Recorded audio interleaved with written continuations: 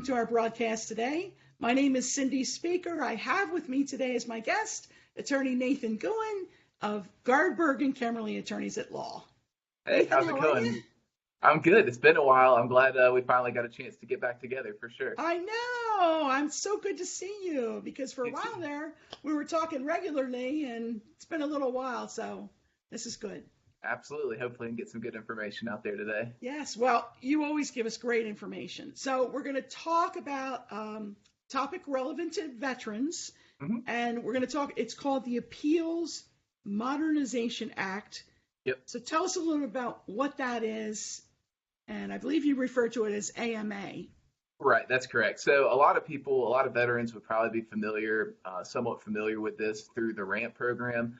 For about a year and a half, veterans were getting peppered with letters pretty much every month asking them if they wanted to opt into this RAMP program, which was the Rapid Appeals Modernization Program, which was basically a precursor, kind of a pregame or a preseason, more or less, I guess, to the new Appeals Modernization Act. So now, starting on February 19th of this year of 2019, basically, if you get a statement of the case or a supplemental statement of the case, then you are eligible to opt into the Appeals Modernization Act, which gives you various different, new tracks that you can go to for your appeals, different options that you can take.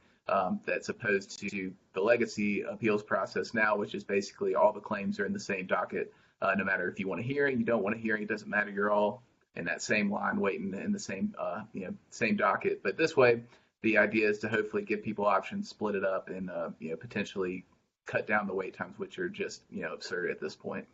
Okay. Is that the primary thing, that it cuts down the wait time? That is the primary intended goal. So there's been backlogs of hundreds of thousands of cases at VA for years, and I'm sure actually all the rest of the attorneys in our VA department are at a NOVA conference right now, so they'll get updated information about what the backlog is at certain points, and they're going to get a lot of new information about this Appeals Modernization Act as well. Okay. So there should be some more coming that way.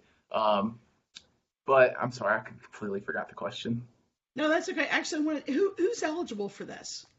Okay, so the people who are eligible for the Appeals Modernization Program are if any veteran basically, but if you have a statement of the case or a supplemental statement of the case, at that time you have the option to opt in to the Appeals Modernization Act, the new program, and get out of the legacy docket. Although it's important to note, once you get out of the legacy docket, you are out for good. You can't get back in. You're Okay. forever in the Appeals Modernization Act. Okay. Tell me the difference. You have the legacy docket, hmm the Appeals Modernization. What's the difference? Right. So the legacy docket is the traditional appeals process that we all Okay. know and don't really love. It's everyone, like we said earlier, everyone in the same line, everybody, just basically waiting for years and years and years for different decisions to be issued. No matter what part of the process you're at, it's either going to Let be me you're just going to have stop to. you for a minute, though. Yeah. For a decision to be issued, is this about veterans' benefits? Or when you say appeals, are we talking about the first shot at getting veterans' disability benefits, or are we talking about appeals after you've been denied? This is after you get an initial rating decision. So you'll put in your Okay. initial claim, you'll get a rating decision. Okay. Even at this point, if you have to have a statement of the case or an SSOC, supplemental statement of the case, you would have had to file your initial appeal, which is a notice of disagreement with that rating decision. I believe that might change down the road where once you get a rating decision, you may be able to opt into these lanes at that point. But right now, it's just people with statements of the case and supplemental statement of the case. So those people would have at least had one appeal at that point, at least. Okay. If not, a couple. If they have a supplemental statement of the case, they could have had a couple of appeals that have already been submitted. Okay. All right. And what are the pros and cons, would you say, of the program? So the cons are really not supposed to be cons. The cons really were with the RAMP program. I'm not sure if they're going to be remedied in this particular act. I'm going to have to wait and see kind of what happens. The real problem with the RAMP program was you didn't have a lot of appeal. You get a decision within like 120 days, but your appeals options were basically nil. So if you got a denial, you were basically out of luck, and there's nothing you could really do about it. I'm hoping that's not the case on this. I haven't really done enough research to know. Theoretically, you're supposed to be able to opt into other options. Even if you get denied, if you choose one lane, you get denied, you can kind of opt into the other after that point. That's my understanding based on what I've read so far.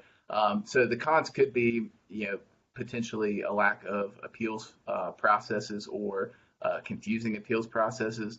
We haven't gotten to the point now where a claim has really gone through that point yet, so we don't know what that looks like. The pros are supposed to be that you have options. You have options, and you will not be placed in the same docket as everybody else. So there's a couple of different options you have. You can, when you get a decision, put in a supplemental claim, which allows you to put in new and relevant evidence to be considered. You can go for a higher level review claim, which they'll send it to a higher level review officer. At that time, you're not allowed to submit any new evidence, so that's kind of the wrinkle there. Or you can opt into the board of Veterans Appeals. And you have three different options there. You can either go for a direct review, which is I have no more evidence and I don't want a hearing. You can choose an option where you have more evidence but still don't want a hearing. Or the third option is if you have evidence or you don't, but you want to testify or submit new evidence or have a hearing before the board, you can opt into that as well. So the idea is that not every veteran and not every case, would warrant a hearing or, you wouldn't need a hearing. So basically, it's kind of a way to tailor your own, kind of like choose your own ending storybooks. If you want to do this, you can turn to this page. So it's supposed to give them a lot more freedom. And the idea is that because they'll be split up over multiple dockets, each of those dockets will be shorter and therefore hopefully getting decisions out quicker. So the pros are supposed to be great. We'll have to wait and see. I'm kind of worried that it'll just end up being, multiple, log jams as opposed to just one. But, hopefully it'll work out.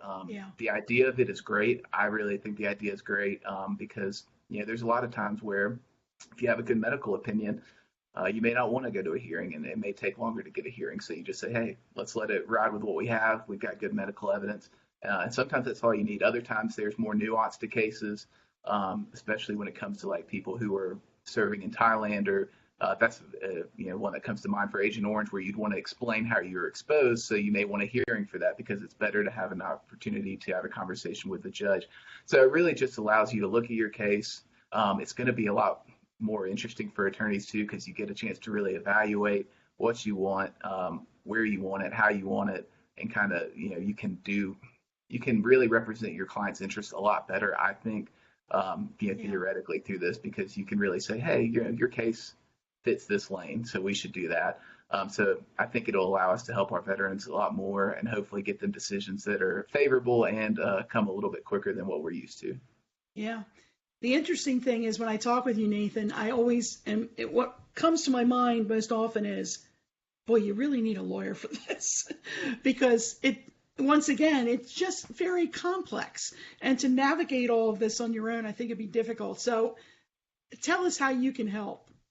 Yeah, so right now we're learning just like everybody else, but we're really keeping a close eye on everything. We're gathering all the information we can as quickly as we can. Like I said earlier, all the other VA attorneys in our firm are at Nova in Nashville this weekend, so they are getting all the information you could possibly want about VA and different ways to help the veterans. So really we handle claims from the beginning. Even if you haven't filed a claim, we can help you file a claim. If you've gotten denied or if you've gotten an evaluation, for service connection you're just not happy with, and you feel like it should be increased, or if you can't work anymore because of your disabilities, we can help you get additional benefits there. So really from the beginning of the claim to the end of the claim, we can pick it up at any time, and we can just basically do whatever is in our power to help you to develop your case and get you the benefits that you're entitled to.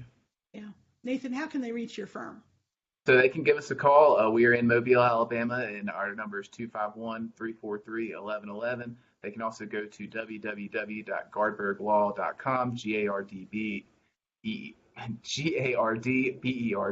law.com.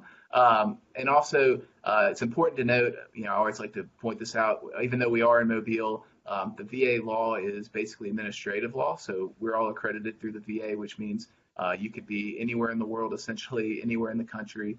As long as you have a claim with VA, we're allowed to handle that for you. So if you see this and you happen to be in California or Maine or wherever you might be and you need help and you can't find anyone around you, geography is not an issue.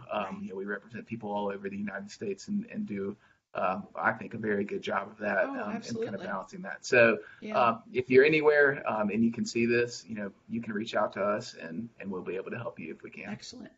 Excellent. Nathan, thanks for being with us today. Absolutely. It's my pleasure. And to those of you watching, either live or by replay, if you have questions, comments, you can put them right on this page. Nathan will get them answered for you, and we appreciate you being with us. Thanks, everybody. Bye.